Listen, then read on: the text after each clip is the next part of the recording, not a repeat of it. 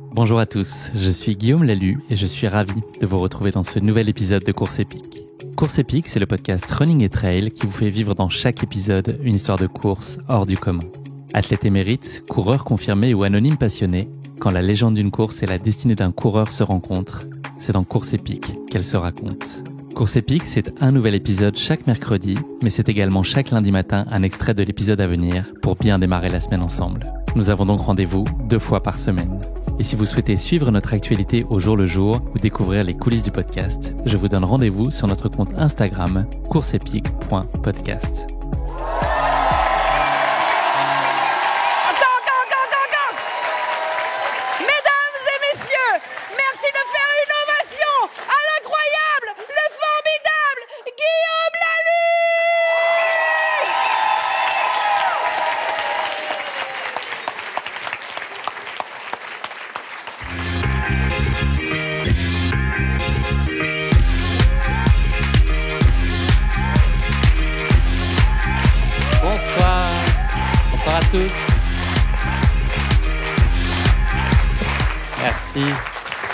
Merci à vous d'être là, c'est un plaisir. Je suis très content de vous recevoir pour cet enregistrement exceptionnel de Course Épique, donc en public à l'Apollo Théâtre, ça vous le savez, puisque vous êtes ici, mais il y a des gens qui vont nous écouter un peu plus tard en podcast. C'est un grand honneur pour moi d'être avec vous ici. C'est un peu intimidant, c'est une première, donc je vais essayer de faire du mieux possible. On va essayer de passer un très bon moment ensemble. En tout cas, c'est l'idée. Merci d'être là, ça me touche vraiment.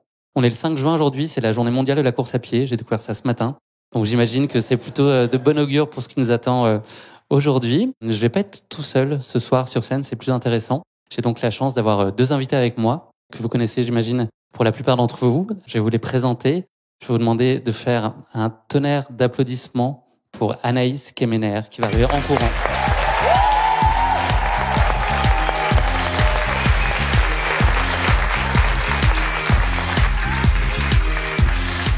Non, reste debout. Ça va, Anaïs ? Ça va très bien, merci. Voilà, une coureuse qui s'assoit directement dès qu'elle arrive. Je ne sais pas si c'est bon signe. Tu peux rester debout, Anaïs, si tu veux. Viens avec moi. Merci. Il aurait pu opter pour des chaussettes rouges ou un short violet. Il a décidé un tout autre apparat pour ses courses. Vous le connaissez sous le nom de Cascade Verte. Alexandre Bouchex est là avec nous ce soir.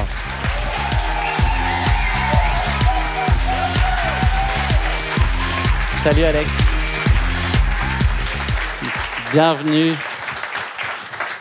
Bienvenue à tous les deux. Donc, on va vivre un épisode un peu exceptionnel ce soir de Course Épique. C'est un format particulier, un format plus court, parce que moi j'ai l'habitude de faire des formats qui durent très longtemps. Donc, on va y aller plus court ce soir. Le format, en fait, ça va être l'idée de vous faire voyager pendant une quarantaine de minutes. 40 minutes, c'est à peu près 42. Et 42, c'est en kilomètres la durée d'un marathon. Donc, comme le disait Marine tout à l'heure, on va vivre ensemble un marathon, donc depuis votre fauteuil et puis nous depuis ce canapé, pendant 42 minutes. Donc, 1 kilomètre, 1 minute. Et on va visiter ensemble Paris de façon virtuelle le temps de cet échange. Vous êtes OK là-dessus? C'est une surprise pour vous, donc ça vous va?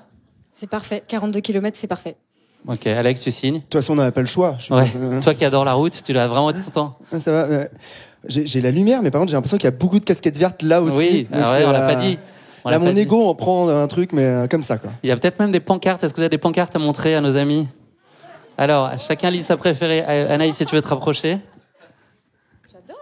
Moi, il y en a une sur moi. C'est quoi? Guillaume à poil au prochain kilomètre. Merci. C'est François. Merci. Ouais, j'ai trouvé ma préférée. Ma préférée, elle est clairement au milieu. C'est Vive le trail. Parce qu'on dit pas le trail, mais le trail. Ouais. Anaïs, une préférée peut-être? Pas de doute, c'est la route. Pas de doute, c'est la route. Ok. J'ai la casquette qui colle. Elle est pas mal aussi. Ouais. Forcément. Guillaume à poil aussi, c'est pas mal. Ouais, c'est un peu gênant. Je sais pas si je peux maintenant ou j'attends un peu à la fin peut-être. Je vais vous demander donc pour qu'on puisse démarrer ce marathon. Il se passera rien de prévu, ça c'est un classique pour ceux qui ont couru un marathon. Ça se passe jamais comme on l'imagine, donc ça sera sûrement le cas ce soir. Je vais vous demander d'aller tous les deux choisir un dossard. Donc vous voyez ici là sur le panneau qui est là. Il y a 6 numéros qui font référence à des choses que vous connaissez peut-être ou pas. Je parle pas forcément du dossard 69, mais des 5 autres. Je vous laisse libre de choisir le dossard qui vous conviendra pour cette soirée. Vas-y, fais-toi plaisir. 1991 Anaïs, tu peux nous dire pourquoi? C'est mon année de naissance. Bravo, 33 ans, bravo Anaïs. Alex? Tout veut dire quelque chose pour moi. Hein. Tu en prends la responsabilité. J'ai un énorme doute sur celui-ci, mais forcément ça va être celui-ci. Ah, le diable. Non, pas le diable. Non, c'est non, forcément, tu penses bien qu'on va pas faire comme d'habitude. J'imagine. Donc 999. Parfait. Tu me flingues mon truc. J'avais pas de vanne sur les dossards, donc ça me dérange pas plus que ça. Parfait. Je vais vous inviter maintenant à prendre place sur ce canapé. Donc il y a 2 sas. Je vais demander à chacun de prendre la place dans le sas qui lui correspondrait le plus. Alex, t'es pas un grand adepte de marathon, voilà. Il est puni au coin. Essaye pas de te mettre sur les genoux d'Anaïs, en tout cas, je suis pas sûr qu'elle tiendrait tout un épisode. Non, mais dans la réalité, si on se positionne là où on doit être, c'est... je t'ai demandé, tu m'as dit moins de 3 heures, ça me paraît plausible en tout cas. Ouais, allez. Ça m'arrange en tout cas, si tu pouvais te mettre là. Voilà, je crois que j'ai tout dit pour cette intro. On va pouvoir commencer. Vous êtes prêts? Vous êtes chaud? Vous avez envie? Ok. C'est parti, je crois qu'on peut lancer le décompte.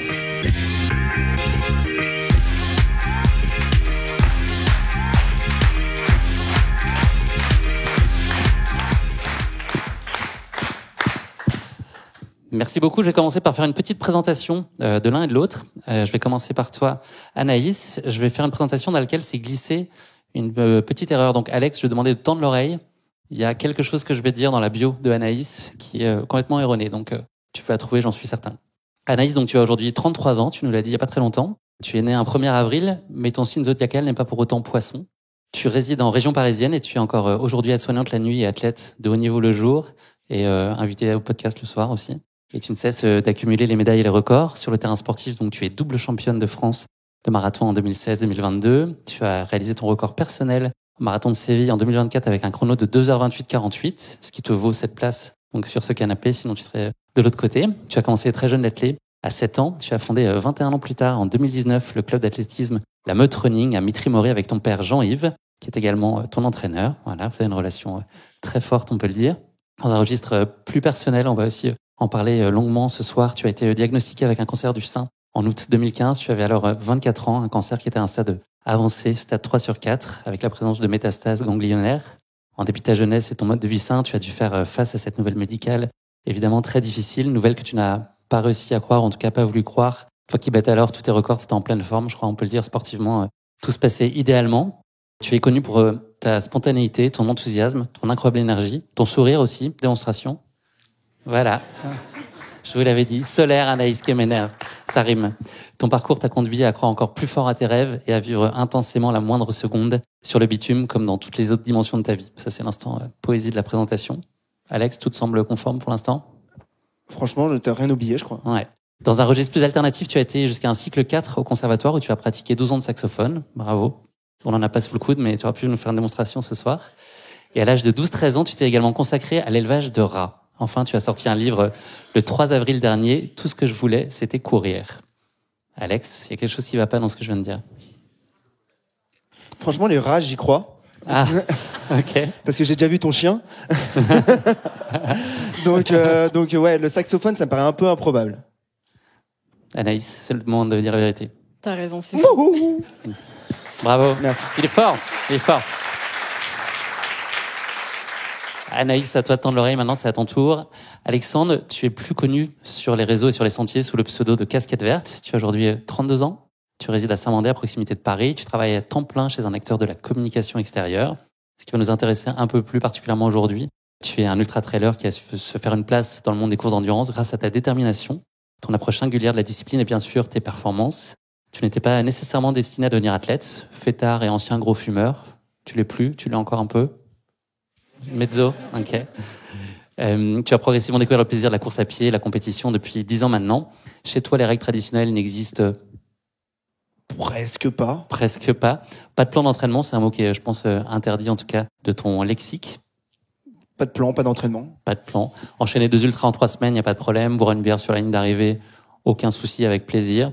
Tu incarnes la liberté et l'audace dans un paysage du trail parfois un peu conventionnel. Tu viens dynamiter un peu tout ça, t'as des perfs géniales, une 10e place à la Diagonale des Fous que j'ai pu vivre il y a quelques mois maintenant, c'était en octobre 2023, et puis l'UTMB Mont Blanc, où tu as fait 2 top 20, c'est ça, si je dis pas de bêtises. C'est ça, si? Presque, on va dire oui. Ah, 21? Ouais, 21. 16 et 21? C'était 21? Voilà, tu veux te lancer des défis fous, t'as fait il y a pas très longtemps le TSP Atacama, le désert le plus aride du monde au Chili, donc 500 km, un beau morceau. Tu as couru 100 km autour de la pelouse du Parc des Princes aussi. Et puis voilà, un matin, tu avais envie de te lancer dans un pari-honfleur, donc tu t'es dit que tu allais faire 224 km en 29 heures pour aller, je sais pas, manger des huîtres ou... Partir de mon canapé et mettre les pieds dans la mer. Voilà, un beau projet. Dans tes plus jeunes années, tu n'as pas manqué de t'illustrer déjà dans le domaine du sport en devenant vice-champion de France de handball junior, où tu as occupé le périlleux poste de gardien. C'est risqué quand même. Donne pas d'indice, on sait pas. Ouais, flegmatique, c'est parfait. Passionné de glisse en tout genre, tu as également été sponsorisé par un magasin de skate parisien, ou encore battu en 2016 le record de la plus longue distance parcourue en wakeboard déguisé, soit 8 km, et tu étais en costume de dinosaure. Anaïs. Allez, débrouille-toi avec ça. T'as l'embarras du choix. Genre là, il y avait qu'une seule info qui était fausse. Ouais. Il y en a deux qui sont vraies. Je pense que le wakeboard en dinosaure, c'est faux. Ceux qui pensent ça, juste par applaudissement, le wakeboard. Ah ouais, quand même. Le skateboard. Un peu plus. Et le handball. Le handball, c'est pas possible. Donc le handball, c'est pas possible. C'était le wakeboard. Donc ouais, j'ai été champion de France moins de 18 de handball. Et effectivement, j'ai fait beaucoup de skateboard. Pour ceux qui ont pu connaître l'époque de Bercy, j'étais planqué là-bas et j'ai été sponsor au skateboard. Mais le wakeboard, par contre, c'est dramatique. Dinosaure, par contre, j'ai fait dinosaure pour d'autres événements. Ça, Merci, bravo. Donc vous avez le nez creux l'un et l'autre. On va rentrer dans le cœur de nos échanges désormais. Anaïs, je te propose de revenir à ton enfance, car c'est là que s'est déclaré déjà très tôt ton amour pour la course à pied. Est-ce que tu peux nous expliquer la façon dont la course à pied est arrivée dans ta vie? Il y a une filiation assez claire, je pense, notamment ton papa, mais même les générations au-dessus. Ouais, c'est ça. En fait, j'ai commencé tout simplement, je pense comme n'importe quel enfant, avec le cross scolaire. J'ai commencé ma première compétition à l'âge de 7 ans et en club à l'âge de 9 ans. Et dès que j'ai commencé à mettre mes baskets, j'étais bien. J'avais juste envie de courir tout le temps. Et du coup, ça a continué au fur et à mesure des années. Je me suis inscrite en club du coup à 9 ans et ça n'a plus arrêté jusqu'à aujourd'hui, où j'ai fait que augmenter les distances. Avec un appétit de performance déjà dès le début, ou c'était le plaisir, la notion dominante? Juste pour le plaisir, et j'ai commencé réellement à rentrer dans la compétition vers 15-16 ans. Alex, toi le sport, donc on en a parlé un peu dans ta bio, ça a aussi trouvé sa place très tôt dans ta vie? Pas la course à pied, mais le sport de manière générale. Oui, pour moi, il y avait l'école, le moment où j'étais assis derrière mon bureau, et le reste du temps qui était consacré à pas faire du sport, mais en fait à faire de l'activité physique. J'appelais pas ça du sport à l'époque. Et que ça soit avec un ballon en mousse, ou un skateboard, ou une balle de handball, ou n'importe quoi qui pouvait me faire bouger, c'était toujours présent à partir de très très tôt. Ouais. Comment est-ce que la course à pied, elle a trouvé sa place dans ta vie? Qu'est-ce qui t'a plu en fait? Est-ce que tu as eu une vision qui était déjà très intense de la pratique, ou est-ce que il y a eu un semblant de progressivité à ce moment-là dans ta vie sur la course à pied? Ça a été un changement de vie. C'était le passage de la vie étudiante à la vie professionnelle. Ça a été l'accompagnement par une sorte de mentor qui était un collègue du bureau qui est devenu mon patron. Et l'envie d'être ce padawan qui dépasse rapidement le Jedi. Et rapidement, c'est ce qui a pu se passer. Donc, la découverte de la distance longue, d'une diagonale des fous, et là, je suis tombé amoureux de l'ultra, quoi, à partir de là. Et donc, à partir du moment où on aime, on compte plus derrière. Tu t'es inscrit en état d'ivresse d'ailleurs, non, cette diagonale des fous, je crois. Je m'inscris, je pars pas, j'étais pas au gibus, j'étais shorté des planches, pour ceux qui aiment bien les boîtes de nuit avec des gens beaucoup trop jeunes. Et je suis rentré avec les premiers métros, et voilà, et comme souvent, le lendemain d'une soirée, on a des tickets de carte bleue qu'on regrette. Là, c'était un petit peu le même concept pour moi. J'avais juste une inscription à la diagonale des fous quelques heures plus tard, qui apparaissait dans mes mails. Donc non, c'était une drôle de façon de commencer le monde de l'ultra. Anaïs, à quel moment tu as pris conscience de tes capacités et puis formulé des aspirations à essayer d'approcher le haut niveau? Assez rapidement, je pense, parce qu'à l'âge de 15 ans, je bats le record de France du 10 km en cadette. Bim! Allez, bim! Ça vous pose une athlète, ça. Et après ça, j'ai continué la compétition, et c'est vrai que j'avais toujours envie de plus, donc toujours améliorer mes performances et augmenter les distances jusqu'au marathon, qui est la distance mythique. C'est ta distance de cœur, aujourd'hui c'est mythique pour beaucoup, mais c'est aussi la distance sur laquelle tu t'accomplis le plus? Oui, c'est ça, c'est vraiment la préparation, j'aime le plus, la distance que j'aime le plus, je pense que tout y est, c'est vraiment le marathon.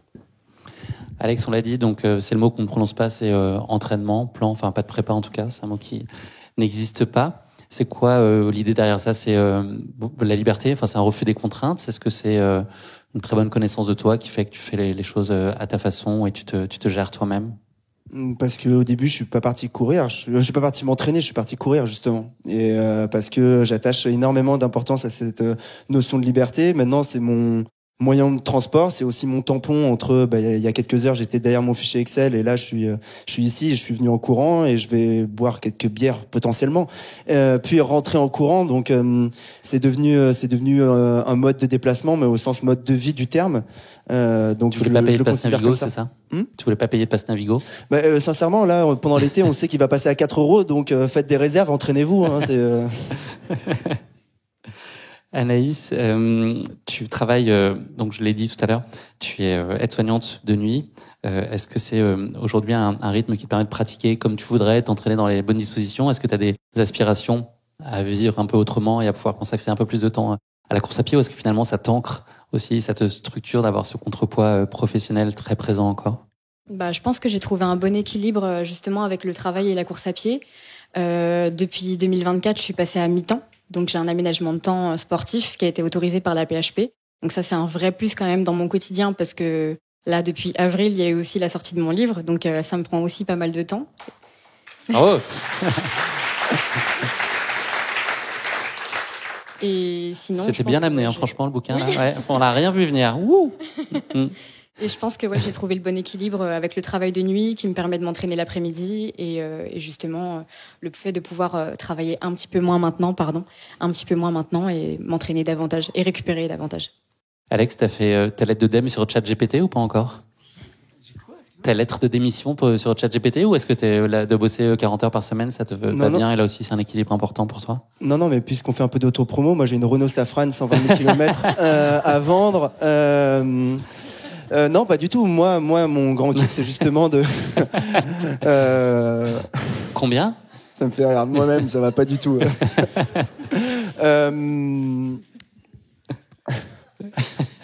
Vas-y, reprends le fil. Ça va pas maintenant. Moi mon kiff justement c'est d'être Alexandre Bouchex la journée, chef de projet système d'info, avec mes petites lunettes, ma chemise, et le soir d'enfiler mon short et le week-end d'aller mettre des fessées au montagnard. C'est ce parallèle qui est, qui a un grand plaisir. À Paris ça va, mais quand tu vas aller à Chamonix, ça... Non, je cours vite, il y a pas de risque. Non, le grand kiff il est là, il est aussi bien donc de partir s'échapper le week-end, et donc le week-end aussi, quand ça marche bien et qu'on monte haut dans les nuages, le lundi matin en prenant le métro, on descend rapidement sur terre. Donc cette dualité, c'est pas Dr Jekyll et Mr Hyde, elle fait finalement du bien parce qu'elle permet d'avoir un équilibre entre deux extrêmes, et pour l'instant je le tiens, l'équilibre, donc c'est un plaisir.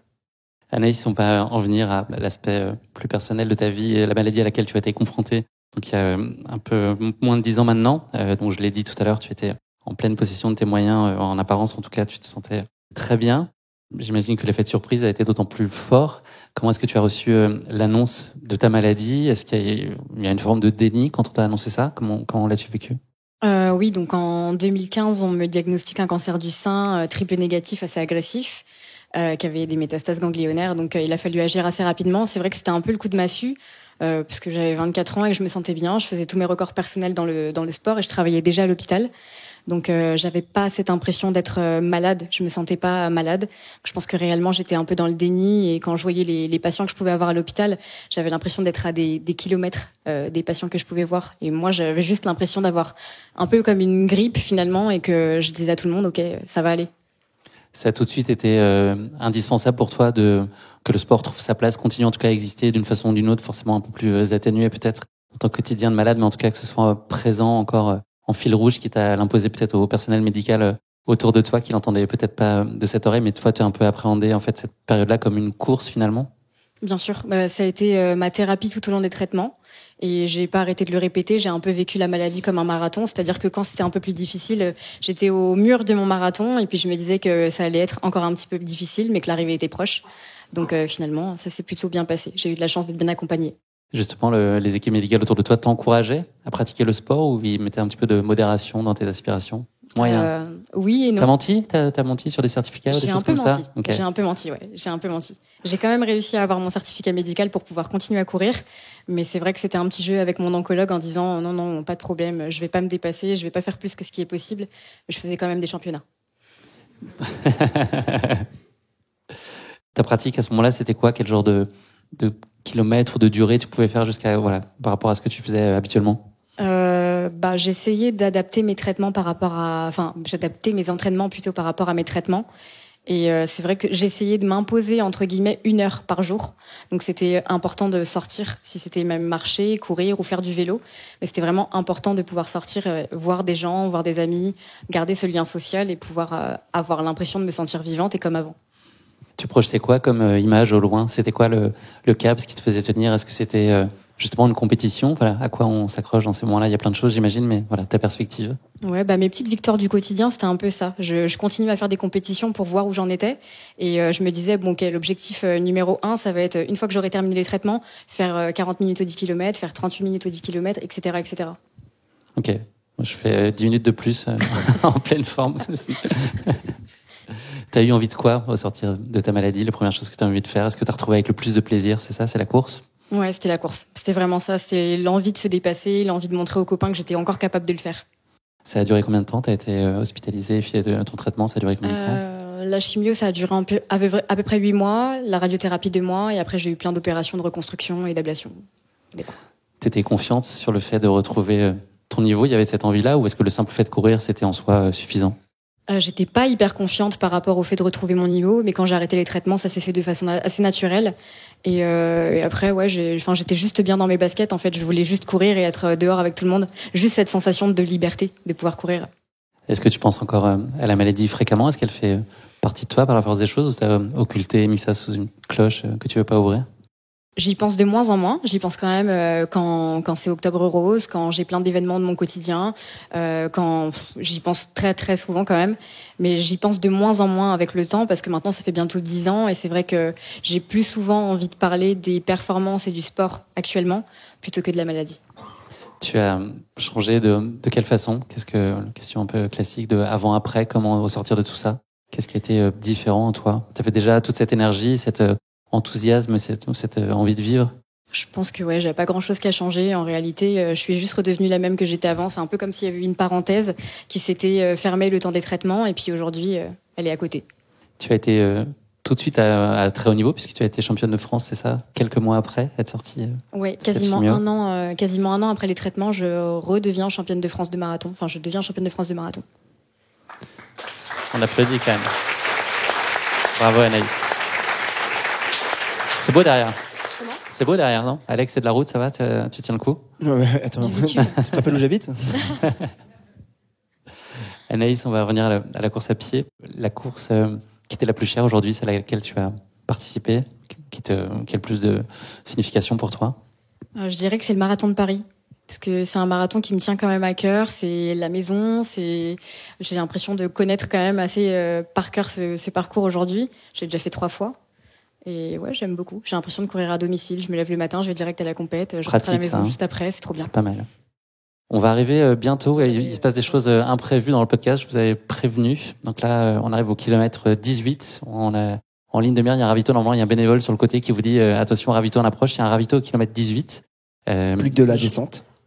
Je vais faire venir 2 bénévoles qui ont été identifiés tout à l'heure. Je vous demande d'applaudir, s'il vous plaît. Hélène, c'est ça? Bienvenue. Bien. Emilien, ça va? Salut. Et on a une table qui va arriver incessamment sous peu. Et je vais vous faire bosser. Alors, je vous explique. Bougez pas, ça va bien se passer. Hop. On n'a pas du tout été prévenus, hein, sachez-le. Oui, alors c'est moi, vrai. sincèrement, j'ai un peu peur. Et en plus, c'est vrai. Parce que ça, le podcast d'Apoil, c'est comme des mecs qui sont très costauds. Hop. Alors, il faudrait que vous mettiez votre sac. Alors, Anaïs, pour la petite histoire, donc Anaïs m'a donné tout à l'heure son sac. J'ai mal fermé une flasque, donc son sac est littéralement trempé. C'est une mare au canard derrière, c'est un enfer. Donc, t'es pas obligé de le porter si t'es trempé. Donc, c'est ma faute. Alors, on va faire des équipes croisées, puisque nous aurons donc Emilien qui sera avec Anaïs et Hélène qui va être avec Alexandre. On va faire un petit... on va vous mettre en concurrence. C'est pas trop l'esprit trail, mais... ouais, c'est ça. Vous avez 10 minutes pour finir le ravito. Alors, je vais vous demander de venir derrière le canapé, si vous voulez bien. Hop. Alors, je n'ai aucune idée de ce qu'on va faire. Si vous voulez prendre place chacun d'un côté de la table, Hélène et Emilien. Donc, le but du jeu, ça va être de ravitailler nos 2 camarades. Donc, il y aura à la clé, donc c'est l'instant promo, Anaïs. Hop. pour ceux d'entre vous qui aura choisi le bon partenaire c'est moi qui ai choisi avec qui vous allez faire l'exercice, mais en tout cas, un livre d'Anaïs a gagné. Vous partirez pas les mains vides. En gros, et le les but clés du jeu, de la Renault Safran, c'est bien de faire évidemment. Bien sûr. Tu t'en es remis, ça y est? Ouais. T'as trouvé le prix ou pas encore? C'est en francs. 999. Ok. Ça pourrait être presque un livre. Alors, donc le but du jeu, c'est que vous allez arriver, vous allez faire un demi-tour tous les deux. Le but du jeu, c'est de gagner, hein, donc faites le plus rapide. Vous allez arriver. Il va falloir que Emilien et Hélène, vous remplissiez les flasques de Alex et Anaïs. Donc elles sont à moitié remplies, ce qui est bien galère. C'est le but. Il va falloir les remplir au maximum. Vous enlevez, ils ont, je crois, une pomme-pote chacun, un peu usagée. Voilà, de mes enfants, dans leur poche, et ensuite leur mettre à la place pour chacun tout ce qui est ici. Tu cherches tes clés de la Safran? Non. Non, on a juste un petit problème de pomme-pote, t'inquiète pas. Ah, d'accord. L'équité, c'est important. Alors, ça va? Ah, c'est pas grave, c'est pas très grave, Anaïs. Tu cherches quoi? T'inquiète pas, t'as un sac à dos trempé, c'est déjà pas mal. Ok, alors, je sais pas si j'étais très clair pour tout le monde. Donc, vous arrivez ici, peut-être posez votre micro. Vous arrivez ici, Hélène et Emilien vous ravitaillez. Donc ils vous remplissent les flasques, ils vous vident ce que vous avez, ils vous mettent tout ce qu'il y a à la place, et vous repassez derrière. Et le premier qui se rassoit sur le canapé va être le champion de ce marathon épique. Vous êtes chaud? Vous arrivez ici, hop, Alex, tu viens là. Anaïs, toi tu vas là. On te vide tes flasques, enfin on te les remplit, pardon. Tu vides que. Je vais me coucher. Quelqu'un va finir le podcast à la place? Ça va être une pépite, vous le savez tous. Hein. Le sol est waterproof en plus, hein. Vraiment, à tout moment, il peut se passer un attention à la délire. fracture, c'est pas le moment. Donc, Alex ici, Anaïs là-bas, vous videz tout ce que vous avez. Vous deux, vous remplissez les flasques, vous leur remettez à la place ces 4 choses-là. Si pendant ce temps-là, vous voulez des oranges, des bananes, des tucs, il y a tout ce qu'il faut pour être heureux. Et une fois que c'est fini, vous retracez, vous faites le tour, vous passez derrière la plante, on ne triche pas. Un tour complet et vous venez vous asseoir. Ok? Tu sais que c'est des mois d'entraînement, normalement. Ouais, je sais. C'est un peu cardio, mais je suis sûr que vous êtes capable de faire ces 17 mètres. Et moi, je cours jamais avec un sac. Hein. Ouais, mais c'est c'est du podcast, c'est de l'audio, ça, t'inquiète. Elle a pas de cabane, c'est bon. Allez. Est-ce que vous êtes prêts? Let's go. Posez le micro, délicatement. Ok. Vous avez compris où vous alliez? C'est des équipes mixtes, donc allez-y. T'es prêt, Emilia? Hélène? Go. Parti, par surprise, départ surprise. Là. Je fais Ludo Collet. Go, allez, go! Alors, Emilien, très très solide sur l'ouverture de flasque. On sent qu'il a fait ça toute sa vie. Je sais pas si ça se commande comme un match de foot. Alors, hop, Anaïs, ok, on encourage. Alors, Anaïs a mis sa première flasque. Alex est un petit peu en retard. Hop, on change tout. Elle a fait ça toute sa vie. Elle a pas de sac, mais elle a fait ça toute sa vie quand même. Bravo Anaïs. Hop, ça gicle partout. C'est plus dans l'autre sens. Oh là là, ils se croisent. Un accident. Attention, qui va s'asseoir en premier? C'est le moment de mettre le petit coup de rein. Oh non, il a sauté par-dessus. Alexandre. Ah. Qu'est-ce que je fais? Ils sont arrivés en même temps, j'ai qu'un bouquin. Qu'est-ce que je fais de ça? Emilien, on s'arrangera. Hélène, ce sera pour toi. Hop. Ouais. Ok, tu as ton appareil là? Hop. Tu veux que je la prenne? Hop. Si vous voulez, on peut arrêter le podcast ici. Vous venez tous faire des photos avec les invités, il n'y a pas de problème. Ça me fait plaisir. Hop. Alors.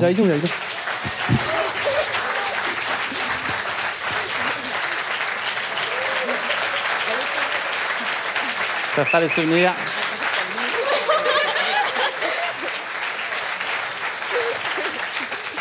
Vous êtes en train d'applaudir parce qu'il prend des photos. Ça serait une vidéo, oui. Merci beaucoup pour la table. Hop. Merci à tous les deux. Le bouquin, hop, et le téléphone. Merci. Emilien, tu n'as pas tout perdu. Non, mais c'était parfait. Écoute, merci à vous. Des applaudissements, s'il vous plaît, pour Hélène, Emilien.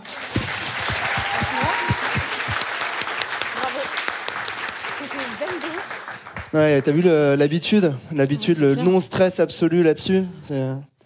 J'ai un ultra dans 2 semaines. Si tu n'as rien à faire, n'hésite surtout pas. Ça va faire plaisir à Cécile Bertin. Hop.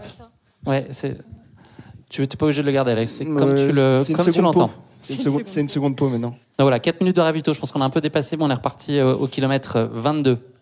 On va poursuivre nos échanges. Alex, c'est à toi. Je voulais qu'on parle des réseaux sociaux sur lesquels on te voit très fréquemment. Tu as créé une communauté très forte et très engagée autour de toi. Est-ce que tu m'entends? Parfaitement, je te suis. Tu sais, j'arrive à boire, à faire et à courir en même temps. Nickel. C'est un exercice auquel tu prends plaisir. la partie de la dimension réseaux sociaux, parce qu'elle est quand même partie intégrante de ton activité, ou est-ce que tu te sens un peu contraint de jouer ce jeu-là? Tu es très actif sur plein de plateformes, même sur Twitch, où on te voit régulièrement. Sur Twitch. Même sur Twitch. Non, mais même sur Twitch. Attends, on rappellera que Twitch est powered par Amazon. Donc, tu vois, ça me va bien d'être là ce soir, hein, qui n'hésite pas. Merci beaucoup. J'ai failli faire une boulette. Tu me sauves. Merci. C'est très bien d'être sur Twitch. T'as bien fait. Non, Twitch, c'est formidable. Hein. C'est d'ailleurs. C'est vraiment un excellent choix. Mais c'est vraiment extraordinaire. C'est bien mieux qu'Instagram. Merci, Jeff. Merci, Jeff. Non, moi c'est plus qu'un plaisir en fait. Déjà c'est un jeu et c'est un jeu qui m'amuse. Et à partir du moment où moi ça m'amuse, je continue à faire ce truc-là. Et ça c'est le premier avantage. Le deuxième avantage, j'entendais dans l'intro tout à l'heure qu'on parlait des influenceuses mode qui a priori venaient faire des podcasts ici. Comment dire Mais moi c'est pas mon métier, donc je peux me servir des réseaux pour dire et faire ce qui me passe par la tête. Et donc cette liberté dans la pratique du réseau social aussi est grandement une des sources de mon plaisir à continuer à partager là-dedans. Qu'est-ce qu'ils viennent chercher chez toi? Qu'est-ce qui les séduit? Enfin, tu as des échanges, j'imagine, très réguliers. Tu as quelques acharnés qui, par moments, ils vont un peu frontalement, mais c'est une très petite minorité. Voilà, qu'est-ce que, selon toi, tu leur apportes? Quel type d'échange tu peux avoir avec eux? Alors, on part en psycho. Tu peux t'allonger sur le canapé. Je vais m'allonger sur le canapé, ça va bien se passer. Donc quand j'étais petit, vraiment. Qu'est-ce qu'ils viennent chercher? Je pense qu'avec le temps, j'ai commencé à comprendre, c'est que j'étais le bon petit con au bon moment dans le monde du trail. C'est ce que je disais tout à l'heure quand j'entendais l'intro, où je m'étais rendu compte que le monde du trail, moi, quand j'ai commencé, j'avais 22-23 ans, c'était un monde de mecs ringards qui portaient des joggings et qui mettaient des frontales dans le bois de Vincennes la nuit.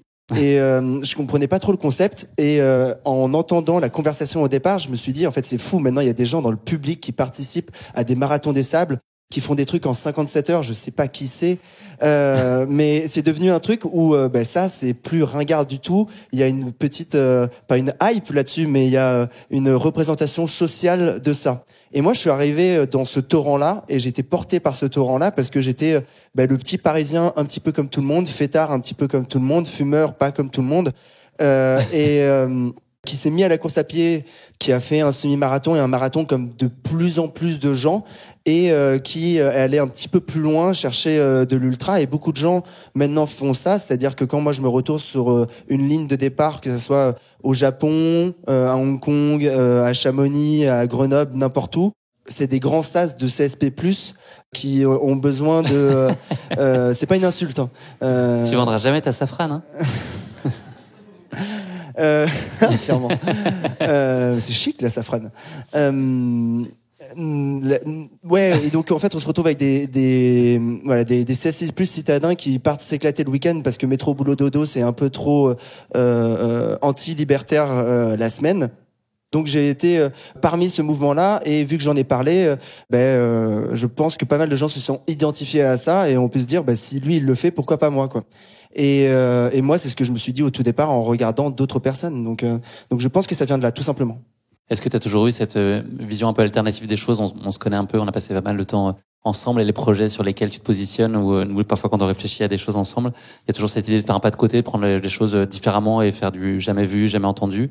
Tu as toujours eu ça, ou c'est vraiment en rentrant dans la peau de Casquette Verte que tu as envie de cultiver, de développer cette approche? J'en parle beaucoup en ce moment avec Franck, parce que moi aussi j'écris un livre. Présent, Franck. C'est l'école des fans, coucou Franck. Je sais pas où il est, mais il a sifflé. Mais donc en ce moment on en parle beaucoup, et effectivement je me suis rendu compte en faisant l'auto-analyse de ça que en fait depuis de tout temps j'ai toujours jamais été le meilleur, quoi. Et quand on a toujours jamais été le meilleur, on se débrouille pour et quand on aime briller, on se débrouille pour être toujours légèrement à côté, en faisant rire. Moi j'étais le petit rigolo de la classe, où j'étais celui qui balançait la bonne vanne au bon moment. Bon, il y avait des bides parfois, hein, on va pas se mentir, comme là. Et ça a toujours été ce truc où c'était plus facile pour moi d'être à côté que d'être premier. Et très souvent, en fait, on remarque plus facilement celui qui est sur le côté du chemin que celui qui est tout devant par rapport à la meute. Donc, bien joué. Ça, c'était gratuit. C'est fort. Ah, je m'en veux. Ok. En plus, t'as vu, Anaïs, on a des bonnettes aux couleurs de la meute. On l'a expressément demandé à Amazon de faire Non, ça a toujours été un principe de simplicité pour moi. Non pas que c'est mieux, mais que en fait, je sais pas être premier moi. J'y arrive pas, j'ai pas le niveau, j'ai pas cette capacité, cette envie. J'aurais pu, mais c'est trop tard. donc non, ouais, tu vois. Et c'est tellement, en fait, c'est une simplicité d'être sur le bord du chemin et de faire le guignol à côté. Et tu vois, entre là ce que je suis en train de raconter par rapport à la conversation ultra sérieuse que vous pouvez venir d'avoir, ben j'ai l'impression d'être un guignol. Et ça me va bien parce que c'est ce que au final je sais faire, parce que je sais pas avoir tellement plus, je sais pas faire tellement plus. Alex, je voudrais qu'on parle en rafale de quelques-unes de tes courses cultes, celles qui sont plus chères à ton cœur. La course au déroulement le plus inattendu, en 3 phrases. 3e diagonale des fous, je tente de gagner 10 secondes, je perds 10 heures. Un bon investissement. Ouais, c'est une très bonne idée. Vraiment, avoir doublé ce petit groupe était la meilleure idée de toute ma course. La course la plus exigeante, c'est dur à dire. La plus exigeante, c'est le marathon de Paris. Parce que clairement, c'est ultra difficile d'aller vite. Et sur une distance marathon, donc qui est pour moi qui se résume à un sprint, aller aussi vite pendant aussi peu de temps, c'est épuisant. Je suis plus fatigué après un marathon que je vais faire à fond que après une VVX où je mets 30 heures à faire 230 km. C'est Vous avez bien entendu 30 heures. Hein. Ouais. C'est 2 poids 2 mesures. Je peux pas comprendre ça. Mais ouais, mais franchement, Anaïs, 30 heures, ça t'évoque quoi? C'est impossible. 9 heures, ta course la plus longue, tu me disais tout à l'heure. Comment? 9 heures, ta course la plus longue. Oui, 9 heures. C'est déjà bien assez. La course sur laquelle tu as connu la plus grosse défaillance? La plus grosse défaillance, l'Ultra Trail de Cape Town, où grosso modo, de mon nombril jusqu'à mes orteils, tous les muscles avaient décidé de rentrer à l'intérieur de mon corps et de se tétaniser. J'ai été mis hors course, puis j'ai dû négocier avec l'organisation pour pouvoir avoir le droit de repartir. Il s'est passé quelque chose derrière vous n'avez pas vu? Retournez-vous. On est arrivé au 30e kilomètre. Le 30e kilomètre, c'est donc le mur, cette espèce de descente et cette baisse d'énergie qui est très commune chez la plupart des marathoniens. Voilà, on a donc décidé de vous passer The Wall. Vous ferez par de vous-même le lien entre ce que je dis et la chanson. Je vous propose donc de participer à un petit jeu maintenant. Vous me connaissez, je suis d'humeur joueuse ce soir. Alors, bougez pas.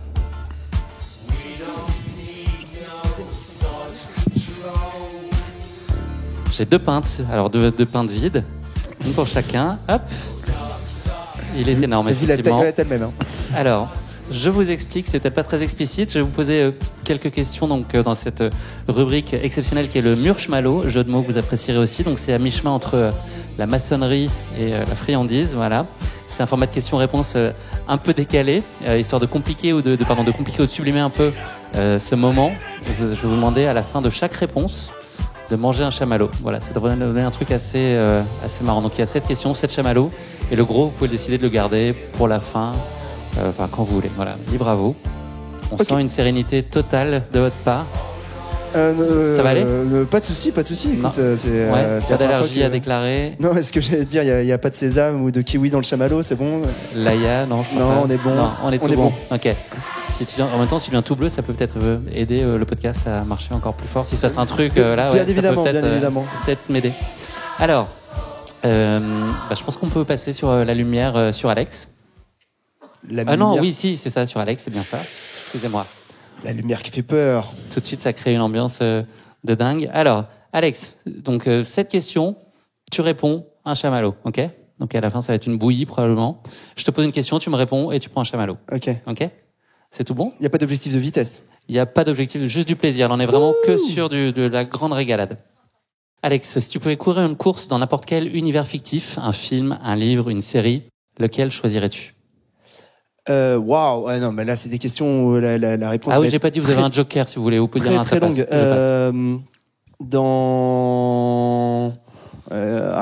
C'est trop dur de trouver un truc cool. Dans le Truman Show. Dans le Truman Show, je ferai le tour du Grand Dôme comme ça parce que j'ai fait d'habitude autour du Parc des Princes et j'aimerais bien faire le tour du Grand Dôme du Truman Show. Tu vas gagner ton chamallow. Et Truman Show, ça rime avec chamallow, franchement, c'est bien. Si tu pouvais organiser une course à thème, quel serait ton choix de thème le plus fou? Ah, c'est dur d'être drôle. Ouais, ils sont c'est pas super hyper durs tes simple, questions. ouais. C'est vrai, ça marchait mieux au répète. Euh, On va peut-être en faire moins. Mais alors, il n'y aura plus tellement l'effet chamallow. Ah, vas-y, tu peux dire n'importe quoi. je peux dire n'importe quoi. Waouh, là, tu me donnes encore plus de trucs. Non, ça serait une course qui partirait de Paris et qui irait jusqu'à la mer. Et le principe, ça serait de partir de son canapé et de mettre les pieds à Honfleur. C'est vraiment un truc. C'est vraiment genre, un truc que tu feras vraiment jamais, ça. Tellement Jamais de ta original, vie. quoi. Ouais. Tu vois. Allez, prends donc ton chamallow. Quel aliment improbable as-tu déjà mangé pendant une course longue distance? Un shot de chartreuse. Pas mal. Si tu pouvais avoir un groupe ou un artiste qui te suit pendant tout un ultra derrière toi, là, il joue la musique pendant 20 heures derrière toi. L'habitat d'Udule. Ok. Monsieur a du goût. Mentalement, il faut tenir le coup. Ouais. Franchement, t'as envie d'arriver encore plus vite, je pense. La personnalité avec qui tu aimerais faire un off pendant plusieurs jours. Il est décédé, Jean-Pierre Bacry. On commence à entendre les chamallows là dans la bouche, je sais pas si vous sentez. Si tu pouvais ajouter une règle décalée à une course, quelle serait-elle? Qu'à l'arrivée, tu dois repartir en arrière. Pas mal. Je m'attendais à pas de tente hypoxique, mais non, c'est pas ce qu'on a eu là. Et la dernière, t'as pris le gros pour la fin. Génial, un homme de goût. Si tu pouvais courir, tu le prends avant. Si tu pouvais courir avec une équipe de rêve composée de 3 autres coureurs, qui choisirais-tu? Des gens qui forcément font de la course. J'ai pas compris. C'est des gens qui font forcément de la course à la base. Comme tu veux, vraiment, c'est open. Je me régale à t'écouter là. Vas-y, tu peux me dire n'importe quoi. Alors, Antoine Kropica. Ouais, c'est pas le plus facile à prononcer. Ouais, mais attends, je peux mettre que des relous comme ça si tu veux. Jean-Luc Reichmann. Ah oui. Et Scarlett Johansson. Bravo. Une belle équipe. Tu veux de l'eau, ça va? Vas-y, à toi. Ouais. Merci. Vaut mieux passer en premier, je crois, dans des trucs comme ça. Non, vaut mieux pas savoir ce qui nous attend. Hop. Anaïs, à ton tour. Je pense que le très gros à la toute fin, c'est quand même la meilleure stratégie. Ouais, mais nous manger pendant la question, c'est pas mal aussi. Si tu devais courir une course intégralement déguisée, quel costume choisirais-tu, Anaïs? Maya l'abeille. Pas mal. Tu as gagné ton chamallow. Si tu pouvais vivre dans la peau d'un autre athlète pendant 24 heures, qui choisirais-tu? Kipchoge.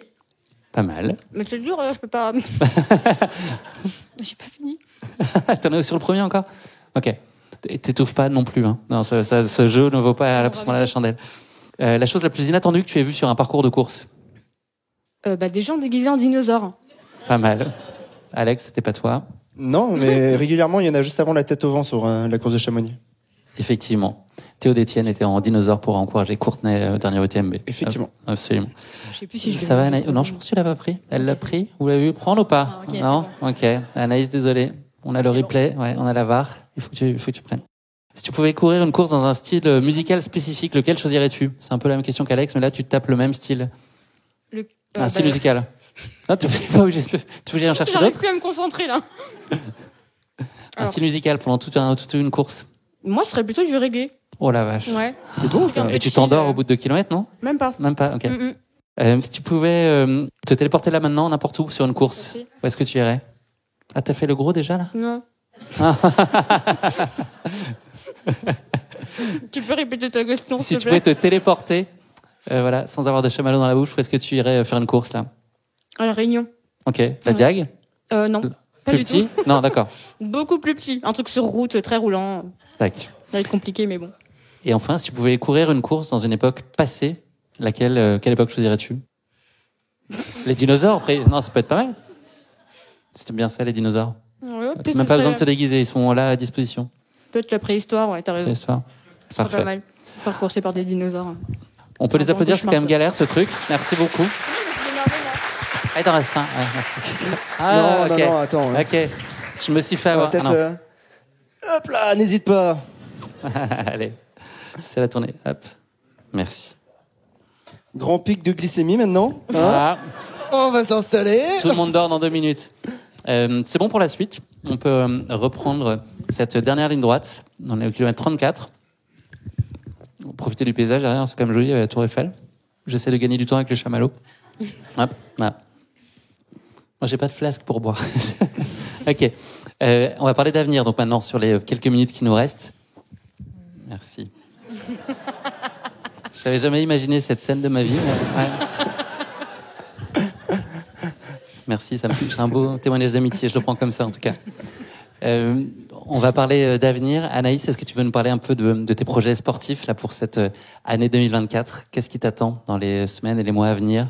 Alors là, étonnamment, ça va être un peu de course en trail, mais enfin, une en tout cas. C'est pas ton dada pour le Non, c'est le pas trail. du tout mon dada. On ne verra jamais sur du trail sur des distances longues ? Non, jamais. Ok. Non. Vraiment, j'aime beaucoup trop la route pour aller sur du trail long, en tout cas, ou avec beaucoup de dénivelé. Donc là, je vais faire le 34 km de l'ultramarin, donc 180 mètres de dénivelé positif. C'est parfait. Il faut que j'apparente que je me taise. Hop. Oh. C'est pas un truc. C'est prévu ou c'est le C'est four? pas prévu. Je sais pas si ça doit biper comme ça, mais voilà, j'ai débordé un peu. Mais on va quand même continuer encore. Donc oui, l'ultramarin. Voilà. Ensuite, le semi-marathon du Mont Ventoux. Donc là, pour le coup, route, mais 1700 mètres de dénivelé. Bim. Et ensuite, je vais m'entraîner pour le marathon de Valence. D'accord, décembre, début décembre. Voilà. Un objectif, un record personnel que tu veux aller chatouiller, c'est l'idée ? Enfin, aller chercher mes minima olympiques. Parfait. J'aimerais bien, qui sont à 2h26-50. Et toi, tu as 2,28 ? 2h28-43. Parfait. On sera avec toi pour aller chercher les 2 minutes.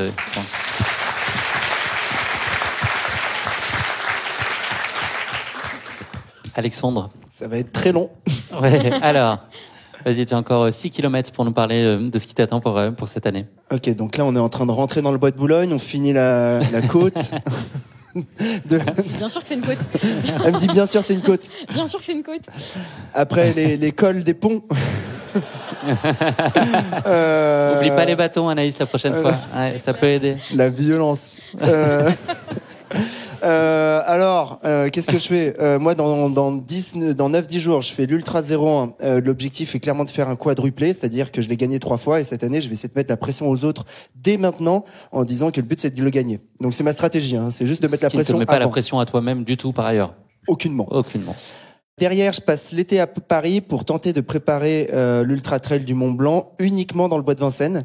Donc c'est une méthodo. Hein, on a hâte de voir ça fin août. On verra. Donc ça. Après, je retourne dans le Jura pour prendre de la pluie pendant, je pense, entre 23 et 26 heures en bois octobre. De Boulogne, ça y est, on y est. On est dans le bois de Boubou. Ouais, c'est beau, hein. Je passe là quasiment. Il a pas tous fait les ce temps-là soirs. depuis 3 mois, je pense. Ouais, c'est une photo d'époque. Avant le réchauffement climatique. Et je retourne en Suède parce que j'ai le Kullamamen, un 100 miles suédois où il fait nuit toute la course parce qu'il fait jour que 3 heures là-bas et qu'on a le temps de passer 100 miles en faisant que la nuit. En se faisant poursuivre par des chevaliers, cavaliers, vikings. Et le but étant d'aller chercher cette 3e chevalière. Quand on termine là-bas, on n'a pas une médaille mais une petite chevalière qui sera dorée. Donc c'est uniquement le but de cette course. Derrière, fin d'année, j'organise à Montmartre, j'organise, non, parce que ce n'est pas déclaré. Donc quelqu'un organise un truc qui potentiellement est fait par moi, qui se résume à faire 271 fois les escaliers qui sont à gauche du funiculaire de Montmartre. 10 000 mètres, c'est ça, le dénivelé de l'UTMB, c'est ça l'idée de départ ? Beaucoup plus, 11 650, parce que l'UTMB, c'est pour les montagnards. Voilà. Et ça fait 80 km et on fait ça généralement en décembre parce qu'on connaît tous la météo que on peut avoir là-bas et parce que c'est l'escalier le plus passant d'Europe. Donc c'est très pratique d'organiser un ultra qui dure... Le record, c'est 16 heures et généralement, il y a eu que 6 finishers pour l'instant sur 60 participants. Donc on va voir cette année ce que ça donne. Vous serez là ? Si vous voulez participer, allez vous manifester auprès d'Alexandre.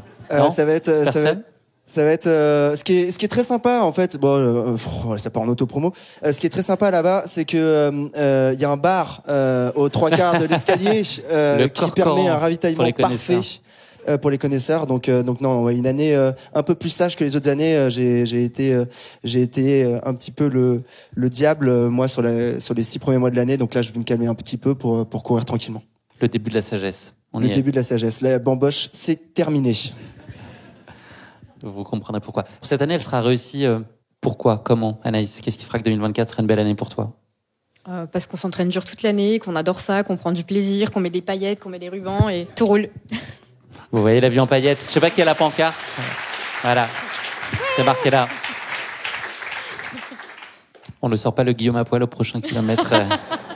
Je ne le ferai pas. On est bientôt à la fin de la course de toute façon. Alex, toi, qu'est-ce qu'on peut te souhaiter ? Qu'est-ce que l'accomplissement le plus cher à tes yeux pour cette année ? Il va y avoir du non sportif, mais ça on n'en parlera pas.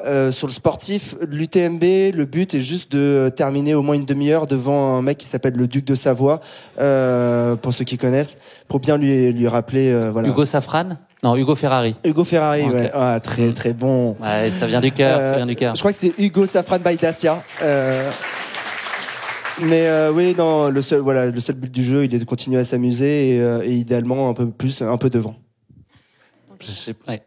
Alors, il y a une petite erreur derrière sur l'écran, donc la course va s'arrêter à 41,1 km, donc le prenez pas personnellement. Voilà, c'est une petite erreur de notre part. C'est un DNF. Ouais, c'est un DNF, malheureusement. Je voudrais qu'on finisse par une petite note positive tous les deux. Vous allez chacun vous dire un petit mot doux, voilà, pour vous encourager pour cette année. Allez, qui commence? Alexandre, vas-y. Un petit mot pour Anaïs. C'est le moment de dire ce que tu penses d'Anaïs. Non, mais qui aime bien châtie d'elle. bien, je pense que tu l'as compris. Moi, quand je taquine, ça veut dire que j'aime bien. Et je taquine fort avec toi comme ça parce que je t'aime beaucoup, j'aime ce que tu représentes. J'aime en fait la facilité avec laquelle tu cours et tu performes. Et j'aime me dire que actuellement, je suis assis avec quelqu'un qui va potentiellement participer à des JO qui auront lieu aux US. Et j'en suis très fier. Donc très très fier de te tenir dans ce cercle des gens qui sont des proches de la course à pied et très heureux de continuer à partager ce sport même si on fait des choses différentes ensemble. Pas mal. C'est beau. Il a tout donné là quand même. Hein. Ah ouais. C'est des années Et en d'entraînement. plus, c'était sincère. C'était sincère. Anaïs, un petit mot moi, doux. je suis très contente de te connaître aussi parce que franchement, tu fais des performances incroyables. À chaque fois que je te vois prendre le départ d'une course, je me demande où est-ce que tu vas t'arrêter. Clairement, et je pense que personne ne pourra répondre à cette question, même pas toi-même. Et je suis hyper fière de partager des moments comme aujourd'hui, des entraînements comme on peut faire des fois, même si t'arrêtes pas de me tailler tout le temps et que je viendrai pas sur trail, c'est hors de question. J'y viendrai pas. Et non, c'est vraiment un pur régal à chaque fois de partager des moments ensemble, des week-ends, des moments comme on a pu faire à Annecy par exemple. Je suis hyper fière de devoir courir et de devoir performer aussi parce que toi aussi tu performes. Et oui. Et si. Parce que je crois qu'on peut le dire, Alexandre, faut que tu l'admettes. Tu mais si, c'est énorme ce que tu fais, donc chapeau. Vraiment chapeau. C'est beau tout cet amour, non? Merci. Félicitations à tous les deux. Alors, vous êtes arrivés au bout de 41 km, ce qui est assez rare. Vous êtes finisher sans S, c'est aussi très rare. Donc, je vous remets un t-shirt. Hop. Merci. Finisher avec pas de S, ça va. Hop. Anaïs, attends, il y a peut-être un truc. Non, ça c'est M. Hop. XS, on s'est permis XS. Hop. Voilà. Merci beaucoup. Merci, ça a été un plaisir de vous recevoir aujourd'hui. Merci à vous. Ça a été rapide, on en aurait bien pris 2 heures de plus. Enfin, moi oui en tout cas. Vous pouvez vous lever si vous voulez. Merci beaucoup à tous les deux. Merci aux bénévoles, Emilien, Hélène. Merci à vous, c'est très sympa. Merci aussi à l'équipe de Course Épique, c'est pas facile à dire.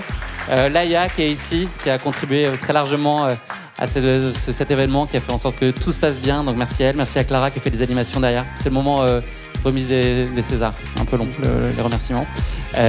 Voilà, merci aussi à Antoine qui filme là sur le côté, je sais pas où il est. Donc merci à eux évidemment. Merci à Amazon Music, à Cast, Furax et puis l'Apollo Théâtre d'avoir rendu cette soirée possible. Merci, on a été bien reçus et on a passé un bon moment dans des belles conditions. Merci à Marine aussi, notre MC de choc du soir. Et puis évidemment, merci à vous tous d'être venus aujourd'hui.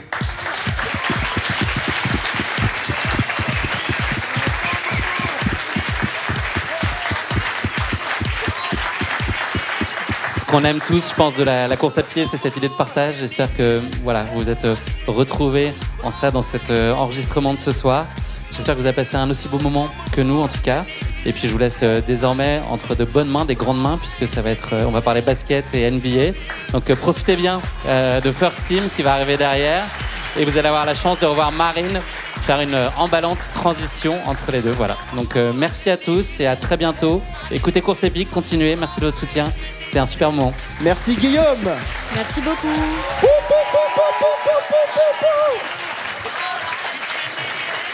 Guillaume à poil.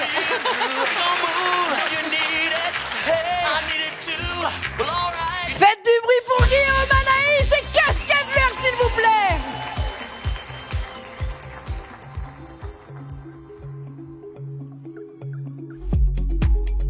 Merci Merci d'avoir écouté cet épisode. Si vous l'avez écouté jusqu'ici, c'est qu'il vous a probablement plu. Alors n'hésitez pas à noter le podcast et rédiger un avis sur votre plateforme d'écoute favorite. C'est essentiel pour soutenir ce travail indépendant. Cela ne vous prendra que quelques secondes et ça change beaucoup de choses pour le podcast. Et pour être sûr de ne manquer aucune course épique à venir, n'oubliez pas de vous abonner sur votre plateforme d'écoute. Merci encore infiniment pour votre soutien, votre fidélité et vos chaleureux messages que je lis et auxquels je réponds avec un immense plaisir. S'il vous plaît, continuez. À très bientôt pour une nouvelle course épique, évidemment.